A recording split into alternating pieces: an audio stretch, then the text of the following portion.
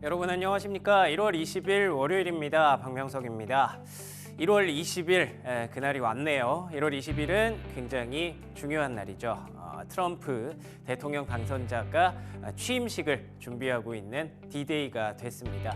오늘 미국장은 하루 쉬어갑니다만 미국의 트럼프 대통령이 대관식을 준비하는 과정에서 우리가 좀 기대감도 있고 그리고 또 걱정, 우려 요인도 있었잖아요. 그런데 하루 쉬는 걸 앞두고 지난주 금요일에는 확실하게 그 기대감이 우세했습니다. 자, 어떤 내용들이 있었을지 트럼프 취임식을 앞둔 이모저모 여러 가지로 뉴욕 증시 브리핑을 통해서 한번 정리해봤습니다. 브리핑 내용 먼저 함께 하시죠. 자, 3대 지수 마감 상황부터 보시죠. 모두 1% 안팎의 상승률을 보였습니다. 다우지수는 0.8% 올랐고요.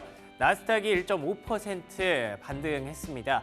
최근에 기술주가 계속 등락이 좀 있죠. 변동성도 좀 있고요. 말씀드렸다시피 기대감도 있고 우려와 걱정거리도 있기 때문에 뭐 그날 좀 다릅니다. 뭐가 조금 더 우세하게 올라오느냐에 따라서 다른데 말씀드렸다시피 지난주 금요일만큼은 나스닥에서도 보듯 그리고 여기 아래쪽에 이 마이크로 스트래티지의 주가 비트코인 뭐 다들 아시겠지만 10만 달러 다시 넘었습니다. 그런 것들을 감안했을 때 일단은 신정부에 대한 기대감이 조금 더 우세했던 금요일이었습니다. 테슬라와 엔비디아도 3% 넘게 상승을 하면서 기술주들의 상승 랠리를 이끄는 그런 모습이었는데요. 제가 지난주 목요일장 뉴욕 증시를 보고 뭐 이 정도면 좀 건강한 조정이지 않을까라는 얘기를 했었다가 뭐 조정은 뭐 건강한 게 어딨냐 이런 얘기도 좀 나왔었던 것 같은데 다행히 그게 맞았네요. 금요일에는 반등에 성공하면서 흐름을 좀 이어갔습니다. 자, 그러면 체크포인트 세 가지로 좀 나눠봤는데요. 첫 번째 체크포인트인 트럼프의 취임식에 무게감을 좀 실었습니다. 일단 여기 보이시는 것처럼 이 사진이 뭐 지금 당장의 사진은 아닙니다. 근데 트럼프 당선자가 일단은 워싱턴 DC에 들어갔다고 합니다. 지금까지는 그 마르라고라고 하는 본인의 그 큰 별장이 있는 그 휴양지에 계속 머무르면서 뭔가 취임식을 좀 준비하고 여러 각국의 정상들을 또 거기 앉아서 이제 맞았죠. 나를 보고 싶으면 일로 와라. 그리고 기업가들도 다들 그쪽으로 왔다 갔다 그렇게 했는데 이제는 워싱턴 DC로 들어가 있는 상황입니다. 굉장히 많은 사람들에게 초대권을 원래 뿌렸대요. 뭐 수십만 명을 초대한다고 얘기를 했었는데 애석하게도 미국이 지금 굉장히 춥다고 합니다. 북미 지역이 역대급 한파가 불면서 야외에서 취임식을 할 수가 없어졌대요. 그래서 실내 한정, 인원수도 좀 한정해서 조금 작게 행사를 진행하게 될 거라고 하는데 그래도 지금 현재 축제는 확실히 벌어진 것 같습니다. 다음 장 넘겨주시면요. 요거 보셨나요? 트럼프 밈 코인. 트럼프가 트럼프 밈으로 코인을 만들었습니다. 야, 이 미국 대통령이 되는 사람이 밈을 가지고 코인 만드는 세상이 올 줄은 몰랐거든요. 근데 이게 만들자마자 주말 사이에 시가총액 10조가 넘었다면서요. 뭐 20조 가까이 올라갔다라고 하는데 일각에서는 분명히 비판도 있대요.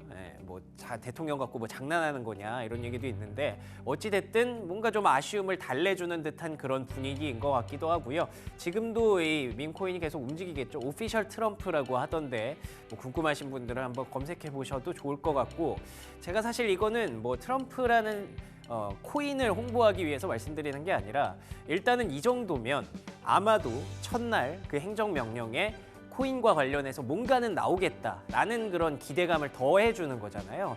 그래서 지금 뭐 얘기하는 게 전략적 비축자산까지는 좀 어렵지 않을까라는 얘기도 있기는 한데 어찌됐든 뭔가 규제를 풀든지 아니면 미국에서 만들어진 코인에 대한 어떤 혜택을 주든지 여러 가지 선택지 중에 하나는 좀 나오지 않을까라고 기대해 볼 수 있을 것 같고요. 그리고 또 이외에도 굉장히 다양한 기대감들이 혼재하는 가운데 저는 개인적으로 다음 장 넘겨주시면 이 포인트에 좀 주목을 하고 있습니다. 틱톡이 이제 미국에서 앱스토어나 구글의 플레이스토어 들어가면 없대요. 틱톡을 다운받을 수가 없답니다. 그러면서 이제 틱톡이 뭐 여러 가지 뭐 영어들이 나오는데 이게 어찌됐든 결론적으로 말씀드리면 잠시만 안녕 같은 그런 내용입니다. 지금 완전히 바이바이가 아니라 잠깐 우리가 이렇게 제한이 됐는데 금방 돌아오겠다. 뭐 이런 느낌의 공지를 올렸다고 하더라고요.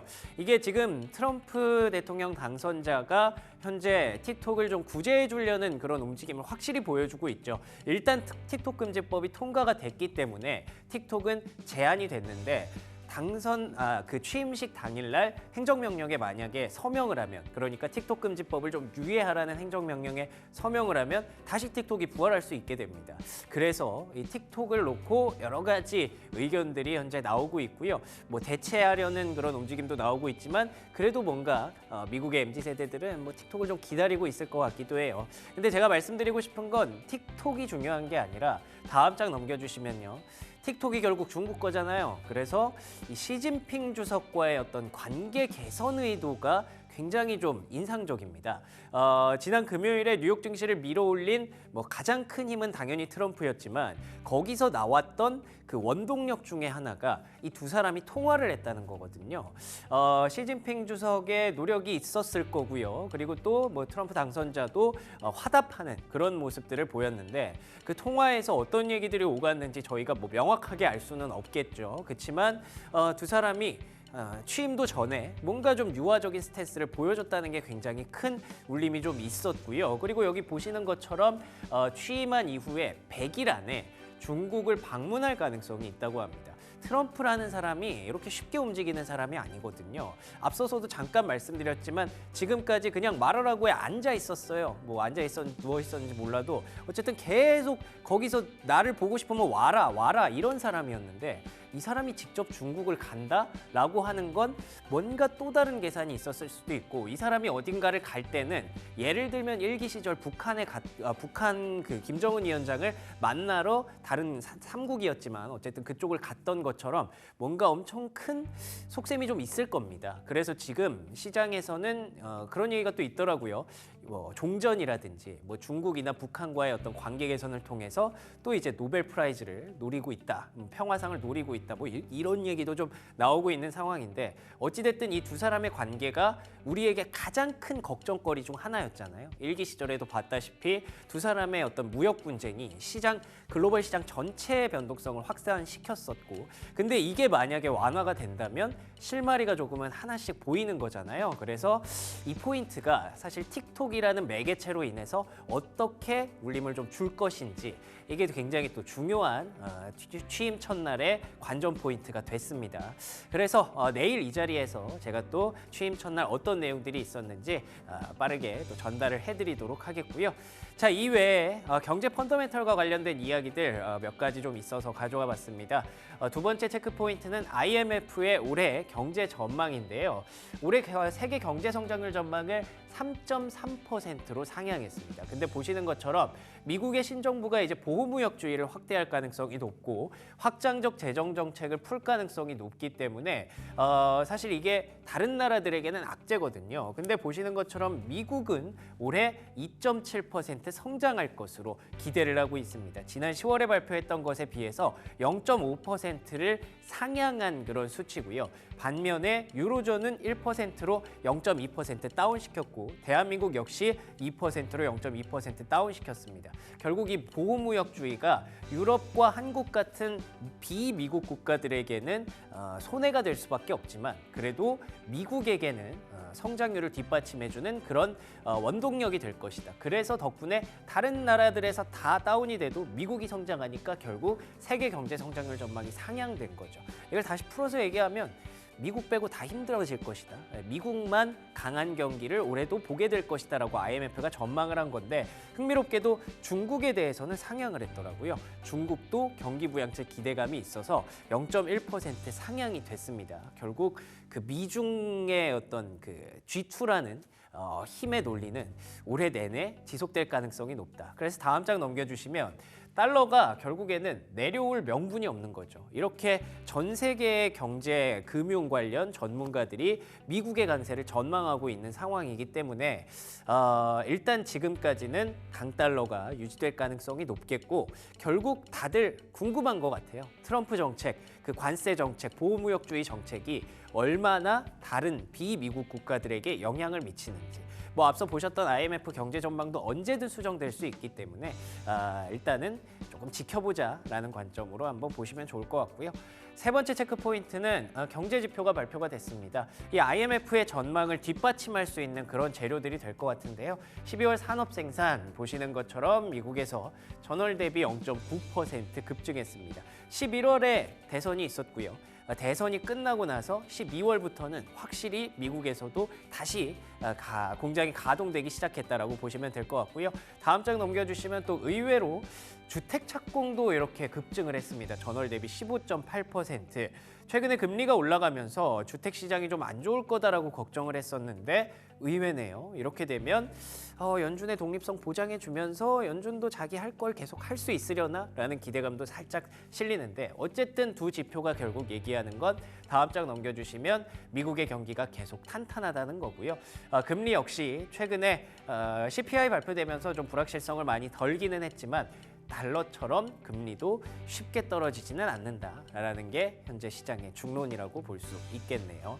과연 취임 이후에 이 방향성이 어떻게 되는지 그게 또 중요한 포인트가 될 것 같습니다. 자, 특징주 넘어가 볼까요? 보시는 것처럼 금요일에는 확실히 대부분 좋았습니다. 근데 굳이 하나 꼽자면 여기인가요? 이렇게 빨갛죠. 헬스케어에 도대체 무슨 일이 생겼나 궁금해서 찾아봤는데요. 다음 장 넘겨주시면 바이든이 약가 인하 정책이라고 해서 메디케어라는 시스템을 만들었잖아요. 그 메디케어에 가입한 사람들은 약을 좀 싸게 팔 수 있게 해주겠습니다. 다 가입했죠. 네, 약을 싸게 살 수 있다고 하니까. 그와 관련해서 이게 뭐 잘 모르시겠지만 저도 잘 몰라요. 한 15개 정도 약이거든요. 그만큼 바이든이 집중했었던 약값을 떨어뜨리려고 했던 약들이고요. 여기 보시는 것처럼 가장 상단에 있는 게 요건 아시죠? 오젬픽, 위고비. 예, 요거는 이제 비만 치료제가 너무 비싸다면서요. 그래서 이거 떨어뜨리려고 계속 마지막으로 역할을 좀 하다 보니까 헬스케어 섹터가 계속 내려온 건데 바이든의 정책? 이제 뭐 크게 영향이 있을까요? 글쎄 모르겠습니다. 이걸 바로 꺾어 넣을 수 있을지는 모르겠지만 취임 당일날 행정명령에 의해서 이렇게 되면 헬스케어 섹터는 오히려 지금이 기회인가? 뭐 그런 생각도 할 수 있게 되는 그런 내용이어서 가져와 봤고요. 다음 장 넘겨주시면요. 두 번째 특징주는 역시나 테슬라입니다. 뭐 테슬라야 당연히 트럼프 취임 안고 기대감을 담을 수 있겠죠. 그런데다가 심지어 틱톡을 가져갈 수도 있다고 하네요. 가만히 생각해보면 이상한 것도 아닌 게 머스크와 트럼프가 친하고 트럼프가 틱톡을 살려주려고 하면 그거 그냥 머스크한테 주면 되잖아요. 네, 그래서 지금 현재 테슬라가 그 기대감을 또 안고 가는 거라고 하던데 궁금한 포인트가 하나 또 될 것 같고요. 다음 장 넘겨주시면 뭐 전기차 이슈는 아니긴 한데 니콜라가 갑자기 급등을 했습니다. 그래서 찾아보니까 니콜라를 계속 공격했던 그리고 슈퍼마이크로 컴퓨터를 공격했던 힌덴버그 리서치 아시죠? 거기가 이제 벌만큼 벌었다고 폐업을 했대요. 네, 그래서 이제 괴롭힐 사람이 없어졌다라고 해서 바닥권에서 반등했다. 뭐 참고만 하시면 좋을 것 같습니다. 자, 그리고 세 번째 특징주는 엔비디아입니다. 반도체도 좋았는데요. 바클레이즈에서 이제 블랙웰에 대한 기대감을 안고 목표가를 175달러까지 올려놨습니다. 목표가 올린 게 중요한 게 아니라 그냥 엔비디아는 결국에 여기까지 내려오면 사면 맞는 것 같아요. 네, 여기 내려올 때마다 올라가고 이렇게 하기 때문에 뭐 여기서 굳이 팔 필요는 없겠지만 바닥권에서 잘 매매해야 되는 종목임에 틀림없는 것 같고요. 또 흥미로운 내용이 다음 장 넘겨주시면 인텔이 결국에는 이제는 진짜 팔릴 수도 있다고 합니다. 이제 겔싱어가 물러나고 새로운 CFO가 CEO 역할을 대신하고 있는데 그 사람 입에서 나온 얘기라고 하더라고요. 인수가 추진이 되고 있다, 매각 추진이 되고 있다. 어디까지 사실인지는 알 수 없겠지만 그래도 모처럼 인텔이 급등을 만들어줘서 인텔이 이번만큼은 좀 다를까라는 그런 기대도 한번 하게 됩니다. 여러 가지 기대감이 좀 많이 쌓여 있는 트럼프 취임 전날의 그런 움직임이었네요. 여기까지 브리핑 뉴욕이었고요. 프리미엄 미국 주식 이어가겠습니다.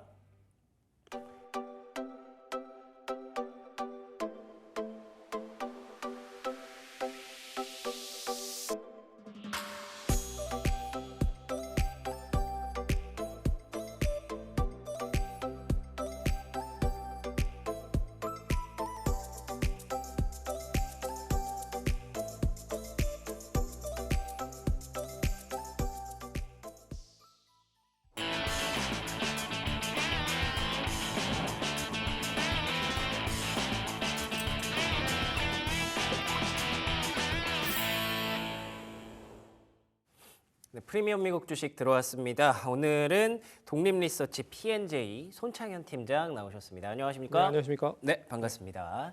자, 지난주 금요일 뉴욕 증시 마감 상황부터 보고 가려고 하는데요. 아무래도 취임 전 마지막 거래일이었거든요. 그러니까 취임식이 또 마침 또 휴일이랑 겹치더라고요. 네, 그래서 마지막 거래일에 어떤 방향성을 좀 보여줄까? 기대감이 이길까? 약간 걱정이 이길까 생각을 했었는데 결국 기대감이 확실하게 좀 승리를 한 것 같습니다. 어떻게 보셨습니까? 취임 전까지는 기대감이 조금 앞설 것 같습니다. 그리고 한 달이나 한 두 달 정도까지는 그래도 정권 새롭게 창출이 되는 거에 대한 기대감이 조금 더 앞서지 않을까라고 생각을 해요. 뭐 허니문이라고 얘기를 하죠. 네, 그래서 뭐 긍정적인 효과가 이어졌다라고 보고 있는데 최근에 미국 증시를 보시면 아시겠지만 주요 지표들이 생각보다 양호하게 발표가 되고 있는 상황입니다. 뭐 생산자 물가지수라든지 소비자 물가지수 거기에 12월 고용 지표까지도 높은 개선세를 유지를 하면서 인플레가 좀 추가적으로 둔화될 가능성이 높지 않겠느냐라고 하는 게 가장 큰 뭐 투자자들의 그런 심리라고 좀 볼 수 있을 것 같고요. 그런 점에서 금리 인하가 뭐 예상대로 한 두 번에서 세 번, 못해도 한 번에서 두 번 정도는 가능할 수 있지 않겠느냐라고 하는 생각들이 많은 것 같습니다. 그런 점이 계속 시장에 부여가 되고 있다라고 보시면 될 것 같고요. 그게 이제 시장에서 어느 정도 역할을 좀 해주고 있다라고 볼 수 있을 것 같아요.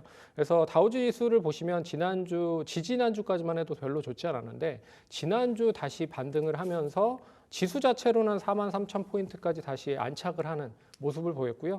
그리고 나스닥도 마찬가지입니다. 뭐 2만 포인트까지는 아니지만 그래도 한 19,600포인트까지 상승을 하면서 하방 경직은 어느 정도 만들어 놓은 상황이다라고 볼 수 있을 것 같아요. 예. 그 하방 경직을 만든 주요 종목들을 좀 보시면 역시 빅테크 종목들이 단기적인 반등이 나오면서 그쵸. 앞선 고점까지 상승을 했다라고 볼 수가 있을 것 같습니다.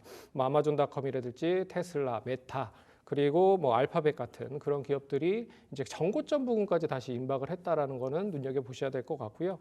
그리고 이제 앞선에서도 얘기했지만 트럼프 정권 본격적으로 취임이 된다라고 하면 우리나라 시간으로는 21일 새벽이 될 것 같습니다. 예. 그런 점에서도 눈여겨 보셔야 될 것 같고 그리고 본격 기업들의 4분기 실적들도 발표가 된다는 것도 확인을 해보셔야 될 것 같아요. 그래서 이미 실적이 발표된 TSMC도 좋았고요. 그리고 델타항공, JP모건도 상당히 좋았지만 이번 주나 다음 주에 실적이 발표될 뭐 넷플릭스라든지 테슬라 그리고 P&J 같은 그런 기업들에 대한 눈높이도 어느 정도 높아질 가능성이 높다라는 점에서 상당히 좀 긍정적인 효과가 계속 부여질 가능성이 높지 않겠느냐라고 봐야 될 것 같습니다.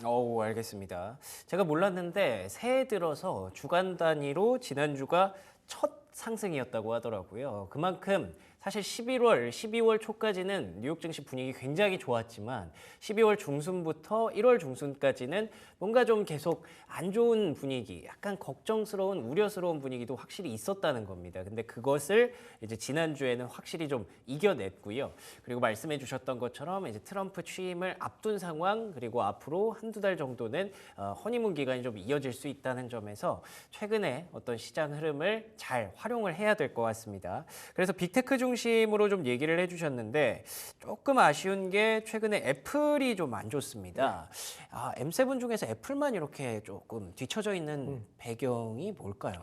뭐 아시다시피 이제 애플이 올해 다양한 디바이스를 이제 작년부터 출시를 하고 있는 상황이에요. 근데 그 중에서도 온 디바이스, 인공지능 관련된 인텔리전스를 탑재를 해서 추가 이제 디바이스를 공급을 하고 있는데 이게 이제 생각보다 판매가 그렇게 시원치 않은 상황인 것 같습니다. 그래서 미국 쪽에서는 뭐 그래도 양호하게 판매가 되고 있지만 뭐 중국이라든지 우리나라에 상당히 좀 많은 할인으로 또 판매를 진행을 한다라고 하고 있어요. 그런 점이 얼마만큼 많이 판매가 되는지는 이번 주 30일에 다음 주죠. 다음 주 30일에 이제 4분기 실적으로 어느 정도 뭐 나올 거니까 그거를 이제 보고 나서 판단을 해도 무방하다라고 볼 수 있을 것 같은데 앞으로의 실적이 얼마만큼 이제 뒷받침이 될 수 있는지를 눈여겨 보셔야 될 것 같습니다. 그런 점에서 실적에 대한 부진의 가능성이 높다라고 하는 점에서 애플이 하락을 했다라고 보고 있지만 제가 봤을 때는 애플 올해 좀 기대할 수 있을 만한 거리가 많다라고 볼 수 있을 것 같아요. 왜 그러냐면 작년만 해도 이게 애플의 온 디바이스랑 관련된 부분이 업데이트 쪽으로 탑재가 됐거든요. 하지만 이번에 이제 본격적으로 애플의 아이폰 17이라든지 그리고 아이폰 SE4 같은 그런 기종에서는 직접적으로 탑재가 되면서 핸드폰이 출시가 될 거거든요. 그렇겠죠. 네, 그런 점에서 조금 더 긍정적인 효과가 이어질 가능성이 높지 않겠느냐. 왜 그러냐면 갤럭시 S24 때 이미 이 삼성 쪽에서는 온디바이스랑 관련된 폰을 출시를 하면서 제법 톡톡히 재미를 좀 봤습니다. 그랬군요. 네, 그런 점에서 애플에 대한 그런 기대감이 좀 이어질 가능성이 높다. 이걸 좀 쉽게 설명을 해드리자면 예전에 테슬라가 전기차를 공급을 했을 때 모델이 한 개 출시된 거와 모델이 한 뭐 네다섯 개 출시된 거와의 분명한 차이를 좀 볼 수 있었죠. 그런 점에서 애플이 뭐 이제 스마트폰뿐만 아니라 PC, 노트북 그리고 다양한 이제 디바이스 쪽에 인공지능을 탑재를 하면서 결국엔 출시를 하기 때문에 상당히 좀 긍정적인 효과가 이어질 가능성이 높다라고 볼 수 있을 것 같고요. 그리고 애플은 이제 자율주행이라든지 로봇 사업에서 그렇게 이 신성장 동력에 대한 아이템을 그렇게 뭐 강하게 푸시를 하지 못하고 있는 상황입니다. 그런 점에서 기존에 했었던 뭐 비전 프로 보급형이라든지 그리고 폴더블 폰 관련돼서도 올해 정도는 시제품 나오면서 내년에는 본격적으로 양산할 수 있는 그런 이제 토대를 만들 가능성이 높다라고 볼 수 있을 것 같기 때문에 일단 주가는 뭐 상저하고 정도가 생각이 될 것 같아요. 상반기에는 어느 정도 주가를 뭐 이제 단기적으로 하방 경쟁을 만들면서 실적이 제대로 쌓아지는 것을 판단을 해볼 필요가 있을 것 같고요. 그리고 상반기에 이 애플에 대한 신제품 출시가 되면서 본격적으로 실적이 쌓아지면 하반기는 좀 기대를 해봐도 되지 않을까라고 볼 수 있을 것 같아서 너무 부진하다라는 것보다는 좀 기대를 해볼 수 있는 그런 타이밍으로 보시는 게 맞지 않을까 그렇게 봐야 될 것 같습니다. 사실 이 애플 걱정 잊을만 하면 한 번씩 나오거든요. 근데 그럴 때마다 되짚어 보면 항상 기회였던 거 기억하실 겁니다. 그렇기 때문에 현재 팀장님께서도 애플을 너무 나쁘게 볼 건 아니다라고 정리해 주셨고요. 그리고 실적 시즌도 최근에 개막을 했고 스타트가 나쁘지 않은데 아무래도 그 스타트가 금융주 중심이어서 나쁘지 않은 것 같기도 해요. 금융주 실적은 그 계속 또 긍정적으로 다른 기업들의 실적들에도 영향을 줄 수 있을지도 좀 궁금하고요. 어떻게 보고 계신지 궁금하네요. 뭐 글로벌 증시가 상승이 되면 우리나라는 좀 틀린 게 미국의 IB 이제 인베스트먼트 뱅킹 쪽 은행 쪽 관련돼서는 상당히 긍정적인 효과라 이어지고 있는 게 사실입니다. 그래서 우리나라는 대부분 예대 마진에 대한 수익으로 이 은행들이 수익성을 이어가고 있는 상황 반면에 미국은 결국엔 글로벌 증시라든지 그리고 여러 가지 투자, 위험 자산에 투자를 하고 있는 그런 수익성이 더 이 매출에 대한 비중이 높습니다. 그런 점에서 이 글로벌 증시가 계속 상승하면 할수록 이 은행 쪽 관련돼서도 수익성이 계속 높아질 가능성이 높다라고 볼 수 있기 때문에 긍정적이다라고 보고 있고요. 그리고 경기 회복에 대한 기대감도 좀 이어지고 있는 것 같아요. 금리 인하를 작년부터 계속 추진을 하다 보니까 결국에는 기업들에 대한 대출이 계속 확대가 되면서 결국 대출 수익에 대한 성장세도 이어지면서 IB 쪽과 대출에 대한 성장세가 같이 고르게 이어지고 있다라고 보시면 될 것 같고 그리고 트럼프 일기 때도 보시면 아시겠지만 결국엔 여러 가지 은행 쪽의 규제 제한도 이제 풀어주고 있는 그 상황이다라고 볼 수 있을 것 같습니다. 그런 점에서 올해도 좀 기대를 해볼 수 있을 것 같고요. 일단 뭐 미증시가 안정적으로 얼마만큼 이어질 수 있을지 상승으로 그런 점에서 이 추가적인 상승은 이어질 가능성이 높다라고 볼 수 있을 것 같고 그런 점에서 금리를 몇 번 인하를 하는지도 이 금융주에 있어서는 관심 있게 보셔야 될 대목이다라고 볼 수 있을 것 같고요. 그리고 이제 글로벌 증시라든지 그리고 아시다시피 이제 트럼프에 대한 이 정책적인 기조도 어떻게 이 금융주 쪽에서의 관심을 좀 크게 부연할 수 있는지를 눈여겨 보셔야 될 수 있는 것도 필요하다라고 보여야 될 것 같습니다. 그렇군요. 금융주가 일단은 IB, 뭐 투자은행이라고 우리가 얘기를 하잖아요. 그렇기 때문에 시장이 좋으면 금융주 괜찮습니다. 근데 시장이 좋아진 배경을 찾으면 결국 또 트럼프 신정부에 대한 기대감이 자리하고 있고 그런데다가 심지어 트럼프가 금융주를 뭐 밀어주는 건 아니지만 어쨌든 금융 규제들을 풀어준다고 얘기를 하니까 굉장히 다양한 부분에서 금융주가 주목받을 수 있는 환경이 만들어진 것 같아요. 그래서 그 핵심적인 포인트인 트럼프 얘기를 조금 더 해보도록 하겠습니다. 아무래도 이번 주는 트럼프가 가장 중요한 포인트가 될 것 같은데 일단은 뭐 지난 금요일에 위험 자산들이 다 같이 반등했죠. 주식 시장도 그렇고 코인 시장도 그렇고 다 좋았던 것처럼 이 흐름이 과연 이번 주에도 지속될 수 있을까? 어떻게 보십니까? 제가 봤을 때는 조금 뭐 이어질 가능성은 높지 않겠느냐라고 보고 있습니다. 일단 위험 자산이라고 할 수 있는 뭐 구성 요소 가장 중요한 건 제가 봤을 때는 비트코인인 것 같아요. 왜 그러냐면 그만큼 이제 트럼프도 비트코인에 대한 완화 정책을 많이 추구를 하고 있는 상황이고 머스크도 마찬가지죠. 그런 점에서 이 비트코인에 대한 상승은 뭐 단기적으로보다는 좀 중장기적인 포지션으로 계속 뭐 눈여겨 보셔야 될 필요가 있다라고 볼 수 있을 것 같고, 특히나 작년에 많이 상승을 했었던 거는 일단 비트코인의 반감기였죠.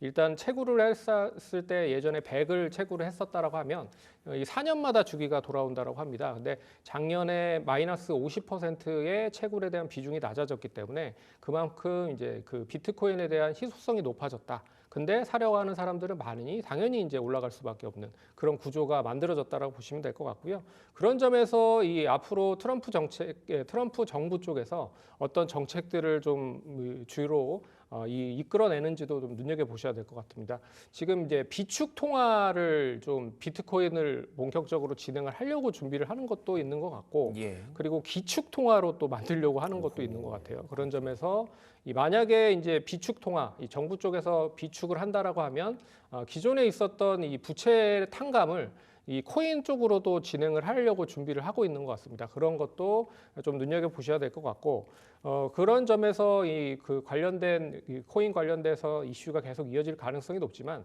제가 봤을 때는 이제 ETF 상품이라든지 다양하게 상품으로 연계를 해서 뭐 이 코인 쪽 관련된 부분들이 나오고 있거든요.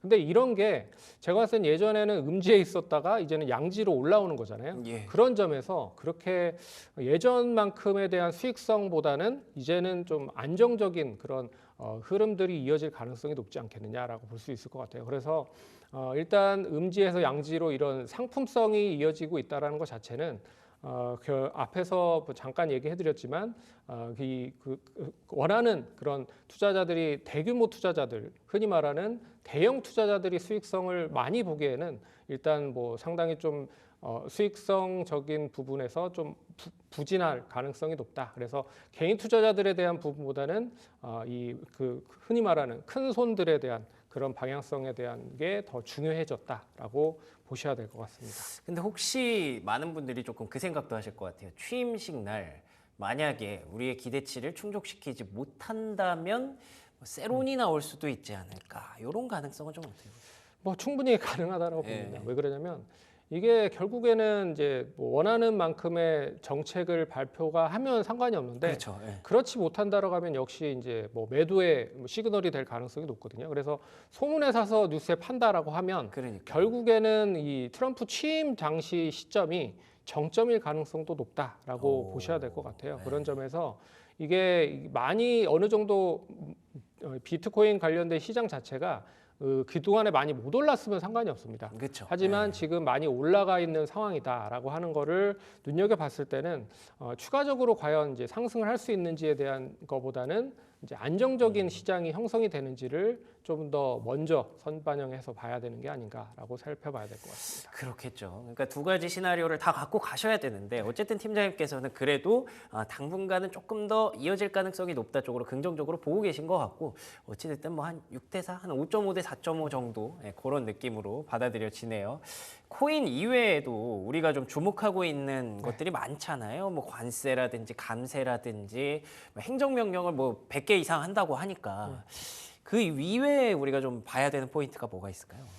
뭐 제가 봤을 때는 뭐 여러 가지가 있지만 뭐 일단 뭐 미증시가 얼마만큼 상승하는지에 대한 요건을 봤을 때는 뭐 정책적인 게 그래도 뭐 앞에서 얘기해드렸지만 가장 크다라고 볼 수 있지만 여러 가지 지표들을 좀 살펴봐야 될 필요도 있을 것 같아요. 그래서 최근에 이제 10년물 국채 금리가 계속적으로 상승을 하다가 최근 들어서 많이 이제 하락을 하고 있는 상황이잖아요. 그렇죠. 그런 것도 결국에는 일단 뭐 단기적으로는 어느 정도 연결이 될 수 있다라고 좀 볼 수 있을 것 같고요. 그런 점에서 이제 뭐 달러 가치가 계속 상승을 하기 때문에 결국 그러면 주식 시장에 투자를 하는 것보단 결국 10년물이나 30년물 국채로 투자를 해버리는 투자자들도 많을 가능성이 높다는 그쵸. 거죠. 그런 점에서 일단 뭐 이런 국채 금리 같은 것도 좀 눈여겨보셔야 될 그런 시그널이 아닐까라고 봐야 될 것 같습니다. 그렇군요. 뭐 정책들이 뭐가 나오고 어떤 분야에서 어떤 포인트가 나오는지 이런 거는 사실 뭐 개별적 트레이딩 하시는 분들에게 굉장히 중요한 이슈가 될 수 있는데 사실 그것보다도 지금 시점에서 중요한 건 또 매크로기 때문에 취임식 당일날 어쨌든 매크로는 움직일 거거든요. 시장은 주식 시장은 닫혀 있더라도 그렇기 때문에 그 영향력들을 한번 챙겨볼 필요가 있다. 이 외에도 뭐 미국만 안 열리지 다른 나라 다 열리거든요. 영향력을 분명히 확인할 수 있는 기회가 여러 가지로 나타날 것 같아요. 그러면 이번 주 시장에 대해서 어떻게 좀 전략을 가져가야 되는지 뭐 간단하게 한번 정리를 해보고 마무리하면 좋을 것 같습니다. 네, 일단 이번 주는 뭐 어떤 정책들이 이제 추구가 되는지를 보셔야 될 것 같아요. 예. 제가 봤을 때는 이제 관세 관련된 이야기가 분명히 나올 가능성이 높을 것 같습니다. 그렇겠죠. 이제 보편 관세냐 아니면 뭐 점진적인 관세냐 아니면 차별적인 관세냐라고 좀 보셔야 될 것 같은데 일단 뭐 여러 가지 관세를 부과가 된다라는 것 자체는 상당히 부담이 되는 거가 맞습니다.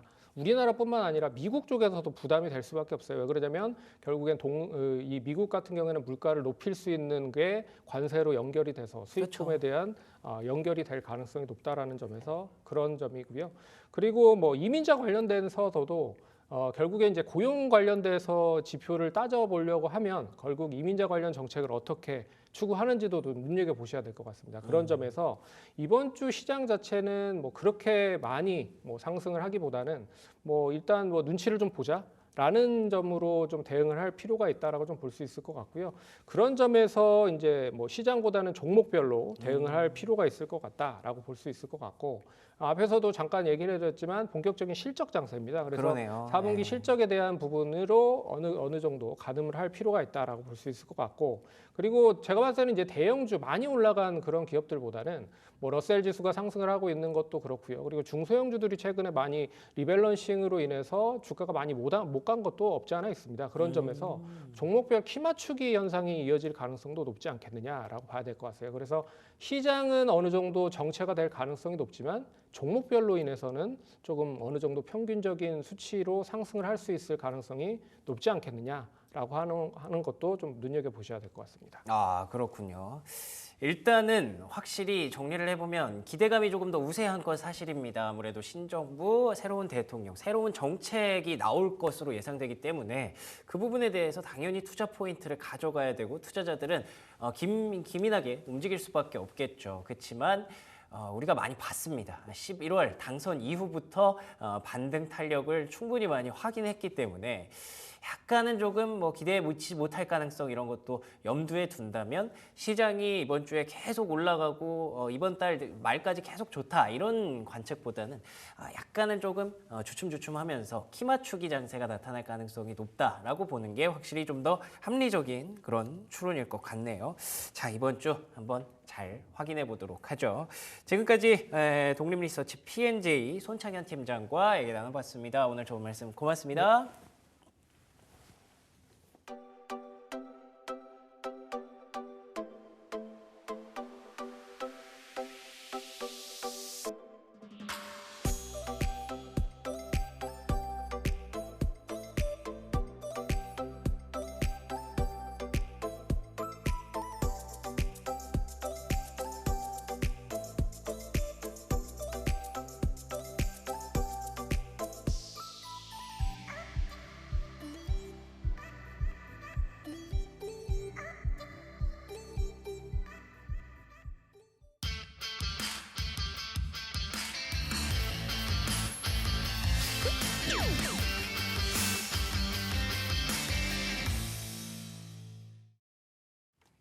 네, 글로벌 이슈 플러스 들어왔습니다. 오늘은 조금 특별한 시간 준비했습니다. 2025년 글로벌 증시 대전망 확인해 보도록 하겠습니다. SK증권 조성우 부장 나오셨습니다. 안녕하십니까? 네, 안녕하세요. 네, 반갑습니다.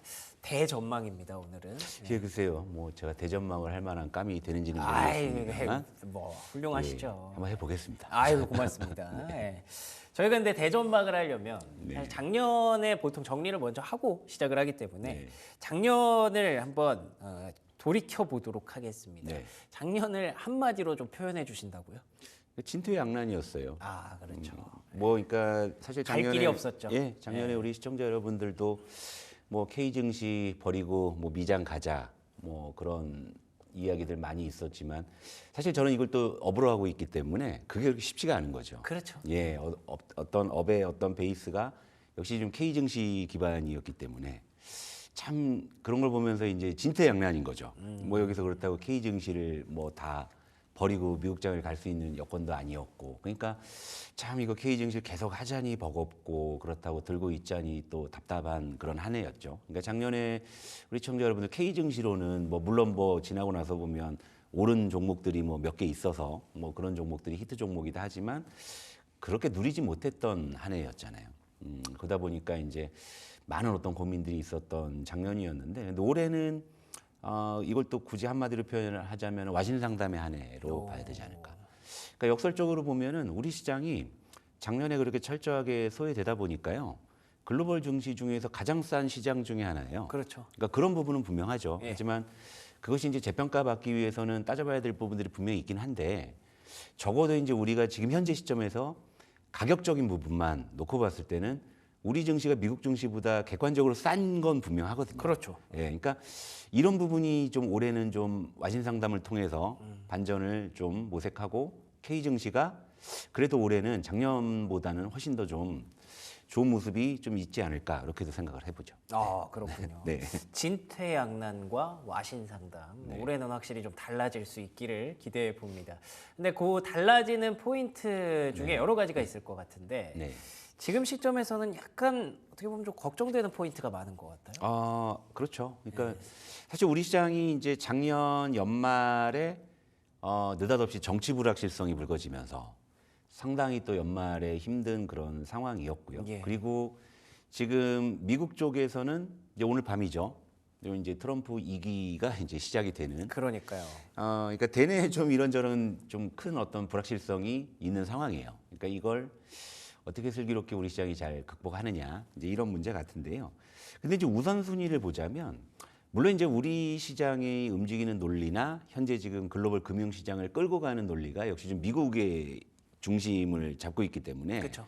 아무래도 이제 전체적인 큰 틀에서 보면은 그러니까 트럼프라는 인물이 더 중심에 있어 보이는 건 사실입니다만 우리 증시만 놓고 봤을 때 우리는 또 하나의 어떤 독립적인 변수가 있잖아요. 그렇죠. 바로 네. 이 정치 불확실성이라는 네. 거죠. 그러니까 물론 이제 트럼프의 어떤 행보나 이런 부분들이 시장에 계속적인 스트레스를 주겠지만 그거보다 먼저 우리 시장에 선결돼야 되는 부분은 정치 불확실성의 완전한 제거라고 봐야 되겠죠. 그 완전한 제거라는 것은 이제 지금 현재 우리가 놓여 있는 이 정치 불확실성이 결국에는 이제 저는 조기 대선 쪽으로 가는 시나리오가 우리 시장이 가장 좋다고 봐요.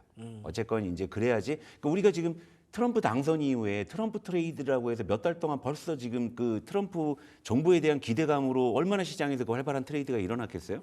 미국 대통령인데, 예. 그죠?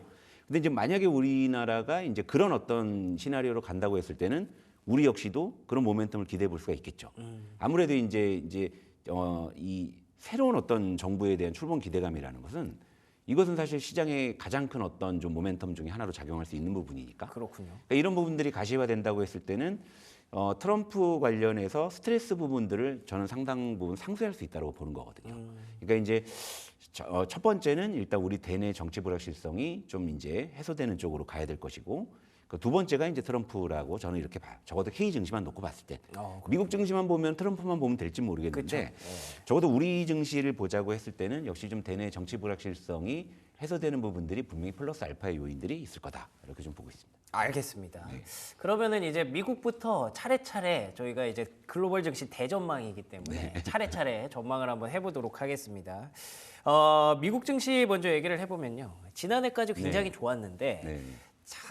작년 한 12월 중순부터 뭔가 조금 분위기가 시원찮아요. 네. 왜 그런 거죠? 일단은 사실 미국 증시가 너무 많이 올랐죠, 사실은. 많이 올라서. 그러니까 뭐 더 간다 얘기도 뭐 나오겠지만 일단 기본적으로는 많이 올랐다라는 사실은 분명한 사실이죠. 이게 보니까 코로나 그 팬데믹 이후에는 지금 나스닥이 3배 정도 지수가 상승한 거죠. 예. 종목도 아니고. 그리고 이 상승률 자체가 기록적인데, 그리고 이제 뉴욕 증시가 2년 연속 20% 이상 상승을 한 요 케이스도 우리가 2000년대 초반에 그 닷컴 버블 기억하시잖아요. 그러니까 그때 이후로 26년 만에 미국 증시가 2년 연속 20% 이상 상승한 것도 처음이에요. 그렇구나. 네, 그러니까 뭐 어떤 새로운 어떤 지금 역사를 지금 미국 증시는 쓰고 있는데 네. 그럼 역설적으로 보면 그만큼 많이 올랐다는 걸 의미하는 거거든요. 그리고 여기에 이제 그 미국 증시의 상승 배경에는 사실 여러분 아시다시피 코로나 팬데믹 이후에 지금 뭐 글로벌 전체적인 상황을 봤을 때는 그래도 경제 지표나 증시가 좋았다라고 할 수 있는 거 미국밖에 없었죠. 그렇죠. 뭐 중국도 별로였죠. 유럽도 사실은 좀 올라가다 싶더니 또 주춤하는 상황이고, 뭐 일본이야 이제 작년에 뭐 좀 이제 좀 많이 올라갔지만 이렇게 뭐 3년 연속으로 이렇게 뭐 5년 연속으로 이렇게 올라간 시장 미국밖에 없었고, 그리고 이제 그 배경에는 달러 강세가 있었고요. 아무튼 달러 강세다 보니까 글로벌 투자 자금이 중국에 갈 것도 미국 가고, 우리 시장에 있어야 될 것도 미국 가고, 그렇죠. 유럽에 있어야 될 것도 미국 가고 이랬단 말이에요. 이러다 보니까 지금 미국 그 투자금이 역대 또 최대 규모인 것도 맞죠. 그러니까 미국만큼은 유독 지금 유동성 효과가 굉장히 좀 컸다라는 부분들이니까. 근데 중요한 건 지금까지는 그 좋은 부분들이 다 가격에 반영이 된 거였는데, 근데 최근에 이제 12월 그 중순부터 말씀하셨는데 예. 트럼프 취임이 임박하니까 뉴욕 증시가 생각보다 힘이 빠지고 있어요. 맞아요. 예, 그리고 이제 관련한 어떤 여러 가지 데이터를 보게 되면 눈에 띄는 좀 하나가 있어요. 이거 여러분 자료 찾아보시면 좋을 것 같은데요. 지금 미국 증시에서 지금 파생 상품 포지션이 지금 대거 지금 축소되고 있어요. 그러니까 이건 뭘 의미하냐면 파생 상품의 그 포지션이 대거 축소된다는 것을 이 자체를 하방으로 볼 수는 없는 거예요. 그런데 미국 증시 같은 경우 투자를 할 때는요. 현물을 이만큼 사면은 해지를 위해서 선물도 이만큼 사잖아요. 그래서 그걸 이제 합성 포지션이다 이렇게 얘기를 하는데 예. 예를 들면 현물 포지션이 늘어나면 늘어날수록 파생 상품 포지션도 같이 원래 비례해서 늘어나는 게 맞거든요. 예. 근데 최근에 파생 상품의 포지션이 되고 축소됐다는 건 뭘 의미하겠죠? 현물 포지션의 이제 축소를 암시하는 거잖아요. 그럴 수도 있죠. 예, 왜냐하면 현물 포지션 이만큼 남겨놓고 파생 상품만 축소할 이유는 없으니까.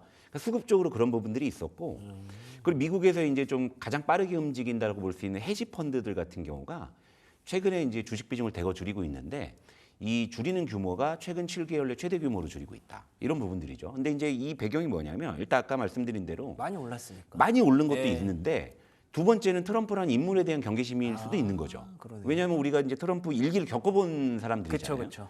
근데 물론 중간중간 스트레스를 받으면서도 모멘텀이 있으면 시장은 올라간다고 하지만 우리가 그 중간중간에 트럼프가 어디 가서 돌발 행동, 돌발 발언으로 해가지고 시장이 급격하게 흔들렸던 적이 굉장히 많았어요. 그랬죠. 그러니까 이제 이런 부분들에 대해서 일단은 기억을 하고 있기 때문에 또 선제적으로 일단은 트럼프 체제에서는 어떤 익스포저나 이런 부분들을 좀 미리 좀 선제적으로 조정을 해놓겠다. 이런 심리도 있을 거거든요. 당연한 거죠. 그럼 이런 부분들이 미국 증시엔 지금 현재 우호적인 환경은 아니라는 거죠. 그러니까 이런 부분들. 그리고 이제 여기서 이제 트럼프의 정책 기대감 얘기하는데 지금 트럼프 정책에서의 가장 큰 딜레마가 뭐냐면 결국엔 자국의 이익 그리고 이제 미국의 어떤 수출 경쟁력, 기업 경쟁력 이런 걸 얘기하잖아요. 근데 그 이면에는 약달러를 추구하는 그런 정서가 있는 거죠. 근데 지금 트럼프의 정책은 뭐냐? 관세한다 그러죠. 법인세 인하한다 그러죠. 달러 강세로 갈 수밖에 없는 그런 정책인 거예요. 근데 맞습니다. 말로만 수출 경쟁력, 미국은 강해져야 된다 이러고 있는 거잖아요.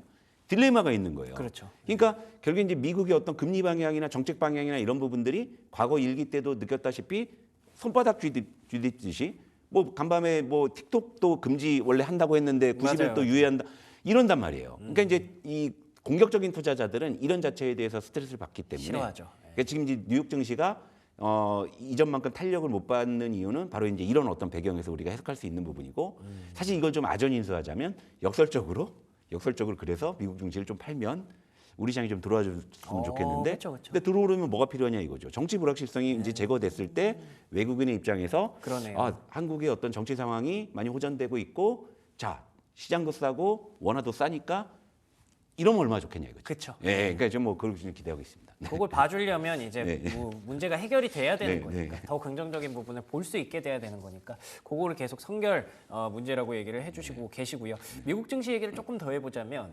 어쨌든 조금 더 긍정적인 부분을 봤을 때 시장에서는 계속 보고 있는 게 결국 AI란 말이에요. 예, 그러면 계속 지지난해 그랬던 것처럼 빅테크 기술주가 시장의 중심에 있을까요? 그건 당연한 거죠. 그러니까 우리가 앞서 지금까지 얘기한 거 이제 트럼프란 인물에 대한 정책 쪽이었던 거고 산업적인 측면에서 봤을 때는 여전히 올해도 AI가 화두일 수밖에 없는 거죠. 그러니까 이런 거죠. AI 산업은 계속 성장하고 시장엔 그것이 계속 반영될 것인데 트럼프 이 양반이 중간에 촉 치면 푹 이거잖아요. 왔다 갔다 하는 거죠. 예, 네. 그러니까 이 부분에 대한 경계심이라고 보는 건데요. 산업에서 결국 이제 AI에 대한 어떤 올해의 성장 역시도 계속적으로 유효할 수밖에 없는 부분이고 결국에 이제 AI 카테고리에서 우리가 또 어떠한 쪽에 투자 힌트를 얻어야 되느냐 이런 거였는데 작년 같은 경우에는 AI라고 하면 오로지 HBM3 하나였단 말이죠. 근데 올해는 연초에 좀 보여주는 모습들이 좀 여러 가지 모습들이 나타나고 있잖아요. 뭐 시스템 반도체부터 해가지고 최근에 뭐 기판이나 뭐 반도체 쪽에서 온디바이스 AI 쪽도 올라오고 뭐 삼성전자도 뭔가 좀 이렇게 좀 기지개를 펴려고 하는 게 있고 올해 좀 AI라는 화두는 맞는데 거기서 이제 어떤 쪽에 이제 간판이 걸리는지 이런 부분들이 이제 올해 좀 관건인 것 같긴 하고요. 산업적인 측면에서는 그러한 것이고. 그리고 이제 뭐 오늘 밤에 이제 트럼프가 취임을 하면서 역시 이제 트럼프 2기 정부에서의 어떤 정책 방향에 대한 기대감도 많이 있는데 확인이 되겠죠. 이건 뭐 이미 시장에서 많이 움직였잖아요. 뭐 에너지, 뭐 조선, 전력 여기에다가 트럼프 2기의 황태자로 급부상한 머스크 관련한 이런 쪽들이 일단은 뭐 계속적으로 흐름들이 나오고 있는데 이것은 이제 정책 기반인 거죠. 산업 기반은 여전히 AI고요. 그러니까 결국엔 우리가 힌트를 찾는다면 AI라는 어떤 이 올해도 이 화두가 될 이 트렌드 안에서 정책적인 부분들이 같이 붙는 쪽. 이를테면 AI 플러스 정책이라고 했을 때는 뭐 자율주행이나 뭐 이런 부분들 뭐 될 수도 그러네요. 있는 네. 부분이고요. 그러니까 이런 식으로 좀 이제 좀 연결을 지어가면은 조금 더 시세 연속성이 있지 않을까. 이렇게 좀 힌트를 찾아볼 수 있을 것 같아요. 그러네요. 네. AI 플러스 정책이 이번에 가장 중요한 좀 투자 포인트가 될 것 같습니다. 이 두 개를 잘 섞어서 우리가 한번 봐야 될 것 같은데, 근데 또 이것도 좀 얘기를 해볼 필요가 있을 것 같아요. 미중 간의 어떤 갈등 우려. 네. 근데 지난주 금요일에 보니까 네. 둘이 통화를 했대요. 네. 무슨 얘기했는지 모르겠지만 예. 취임 전에 이렇게 통화했다는 거 긍정적인 네. 시그널 아닙니까? 그러니까 뭐 원론적인 이야기를 일단 했다라고 보는데, 네, 근데 여기 이제 여기서 가장 저는 사실 딱 그 눈에 띄는 워딩은 대만. 그럼 대만 얘기를 다시 이제 꺼내더라고요. 아, 그랬군요. 예, 그러니까 그러니까 상호의 핵심적인 이익은 뭐 존중해준다라는 그런 어떤 원론적인 이야기지만 예. 먼저 이제 으름장을 놓은 건 시진핑 입장에서는 대만 문제는 다시 꺼내지 말아라. 이런 식으로 뭔가 좀 양보 한 것 못하죠, 같고. 그쪽에서. 근데 이제 뭐 물밑에서 어떤 이야기들이 있었는지 모르겠지만 그 통화 이후에 뭐 틱톡 금지, 뭐 유예, 그러니까요. 뭐 행정명령 얘기도 맞아요. 나오는 거 보면 사실 겉으로는 뭐 미중 갈등이 다 하더라도 그 뒤에서는 또 서로 이익을 또 교환했던 것들이 그동안의 미중의 어떤 그런 좀 이 외교였기 때문에 이런 분, 그러니까 결국에 이런 거죠. 미중 서로의 이익에 부합된다면은 뭐 주변국이 어떻게 되든 자기들은 이제 갈 길 가면 되는 건데, 근데 그 통화 이후에 이제 확실하게 이제 알 수 있었던 것은 결국 이제 대만 문제가 재부상되는 그런 어떤 시나리오가 미중 갈등의 거의 어떤 클라이막스로 가지 않을까. 그러면 그거는 예, 어쨌든 시장 입장에서는 별로 예. 좋은 건 아니잖아요. 악재성이죠. 근데 뭐 대만 문제로 만약에 TSMC가 또 화두에 올라간다고 하면은 또 우리 반도체 쪽에 포인트가 될 수도 삼성전자가 또 뭐 반사이익을 얻을 수도 있는 부분이니까. 그러니까 뭐 대만 문제가 어떻게 또 확대 재생산되는지 모르겠습니다만 지금 사실 이제 뭐 관세나 이런 부분들은 취임 직전에 또 으름장을 놓는 것이고요. 이런 이제 통화를 통해 가지고 또 수위 조절이 또 있는 것이 또 트럼프의 또 특징이었고. 그러네요. 근데 중요한 건 이제 미중 갈등이 여기서 좀 봉합되면서 이 이상으로는 나빠지지 않느냐, 아니면 더 나빠지느냐는 그냥 딱 대만 이 두 글자. 그렇구나. 이게 이제 수면 위로 다시 떠오르면은 더 격화될 것이고, 그게 좀 가라앉으면은 그러면 이제 좀 뭐 그래도 완화되는 쪽이겠는데. 근데 만약에 대만 문제가 다시금 수면 위로 떠올랐을 때는 이게 아무래도 핵심 이익이라고 할 수 있는 부분들이 뭐예요? 그러니까 결국 TSMC를 중심으로 한 이해관계들이 굉장히 더 그쵸, 커지는 그게 부분이니까. 중요하죠. 예. 그렇다면 또 이제 만약에 대만 문제가 불거졌을 때는 파운드리 쪽에서 삼성전자가 어쨌든 반사이익을 볼 기대감도 있을 수 있는 부분이고, 또 미국의 자국의 이익에서 본다고 했을 때 인텔이라는 기업이 있잖아요. 그렇죠. 그러니까 이런 부분들도 있으니까 이걸 또 어떻게 이 사람들이 머리를 굴려가지고 또 어떻게 또 이용해 먹을지 뭐 이런 부분들은 또 앞으로 지켜봐야 될 포인트 같습니다. 그렇군요. 네. 대만이라는 키워드에서 얻을 수 있는 건 뭐 둘이 뭐 싸우고 뭐 이런 것도 네. 중요하겠지만 결국 TSMC를 어떻게 나눠갈 것이냐. 이외에 삼성전자, 인텔은 어떤 부분에서 수혜를 기대해 볼 수 있을 것이냐. 이거 중요한 포인트가 되겠네요. 자, 그럼 국내 증시로 좀 넘어와서 올해 스타트가 괜찮거든요. 네. 계속 1등이라고 하더라고요, 전 세계. 네. 어떻게 보십니까? 이거 뭐 늦게 배운 도둑질에 날 새는 줄 모른다. 그렇군요. 그러니까 제가 그래서 올해를 와신상담으로 표현한 것도 그러네요. 그런 부분이고, 네. 작년 너무 힘들었잖아요. 보상 받아야죠. 그러니까 연초에는 그런 어떤 보상의 작용이라고 보는데, 그런데 그렇다고 해서 우리 시장이 지금 그렇다고 뭐 압도적으로 좋은 건 아닙니다. 맞아요. 이를테면 지금 2,500포인트 전후로 지금 선전을 하고 있는데, 이게 공교롭게도 그 이제 작년 12월 초였죠. 그때 정치 불확실성이 불거지면서 시장이 급격하게 흔들리기 이전의 지수대가 2,500이었어요. 그러니까 여기까지 일단 되돌려 놓은 거죠. 그러니까 이제 수많은 어떤 변수들이 있지만 주식이라는 것은 가격이라는 것은 결국 미래의 어떤 기대감을 미리 좀 갖다 놓는다는 특징으로 봤을 때는 그래도 지난 연말까지는 되게 힘들었지만 연초엔 그래도 이것저것 좀 좋아지지 않겠어? 뭐 정치 불확실성들이 뭐 해소되지 않겠어? 뭐 이제 이런 어떤 기대감이 이제 여기까지 이제 온 거였거든요. 뭐 이러다 보니까 또 이제 좀 뭐 처음에 좀 스타트가 나쁘지 않다 보니까 또 이런저런 말들이 좀 쏟아지는데 무슨 얘기 하려고 그랬죠? 어쨌건 뭐 요즘에 뭐 뱀띠에다 보니까 네. 또 뭐 신조어도 뭐 생기잖아요. 뭐 스네이크니 뭐니 뭐. 그거 안 그래도 여쭤보려고 했는데 예, 예. 그럼 뭐 국내 증시가 분위기가 괜찮다고 가정을 한다면 예, 예. 봐야 되는 업종이 조금 이제 걸러지고 있을 것 같거든요. 근데 저는 사실 큰 틀에서 보면은 AI라는 화두 그리고 트럼프 정책 그래서 앞서서 다 말씀드린 거고요. 그렇죠. 예. 그리고 뭐 정책, 뭐 에너지, 뭐 조선 전력 이런 건데 이 스네이크라는 표현을 저도 흥미로워서 좀 인용을 해보자면. 그러니까 스네이크, 그러니까 이렇게 해서 이제 SNAKE 해가지고 머리 글자 따는 건데, 네. 뭐 S는 뭐 각자 도생해서 솔로 플레이, 네. 그리고 뭐 N은 이제 천연가스, 내추럴 가스. 그러니까 이거 뭐냐면 말되네요. 예. 에너지인데 이제 N을 갖다 붙이려니까 이제 천연가스 이렇게 간 거죠. 그럴 수도 있죠. 약간 어거지성이 보이죠. 네. 그리고 이제 A는 애프터 하드웨어. 그러니까 이것은 뭐냐 AI 소프트웨어를 좀 암시하는 것 같기는 한데 결국 이제 올해 좀 AI가 화두라는 측면에서 보면 이제 일맥상통하는 이야기 같고요. 뭐 K 같은 경우에는 뭐 이제 한국만의 강점. 이건 뭐냐 앞서서 말씀드린 솔로 플레이랑 뭐 또 같은 얘기예요. 한국이 잘할 수 있는 거를 예, 솔로 그런 플레이 거죠. 이렇게 예, 표현하는 그리고 거구나. 뭐 E는 뭐 일론 머스크에서 이제 스네이크라고 하는데 일론 뭐 머스크요? 압축하자면 예. 아까 말씀드린 거랑 똑같습니다. AI라는 카테고리 그리고 이제 정책적으로는 트럼프 트레이드나 뭐 머스크 트레이드 뭐 이런 쪽으로 보는 건데요. 일단 뭐 현재 기준에서는 좀 부합하는 트렌드이기 때문에. 그러네요. 근데 뭐 모르죠. 이러다가 또 이제 뭐 또 봄 되면 바뀔 맞아요, 수도 있고 또 여름 되면 바뀔 수도 있는 건데. 근데 연초의 분위기는 이렇게 좀 흘러가고 있는 것만큼은 좀 분명히 보입니다. 트럼프 중심, 미국 중심으로 가고 있는 현재 글로벌 네. 증시 분위기 안에서 또 AI를 빼놓을 수 없기 때문에 네. 그거 갈 때 우리가 도와줄 수 있는 거, 우리가 힘을 갖고 있는 거를 분명히 봐야 되는 그런 분위기인 것 같습니다.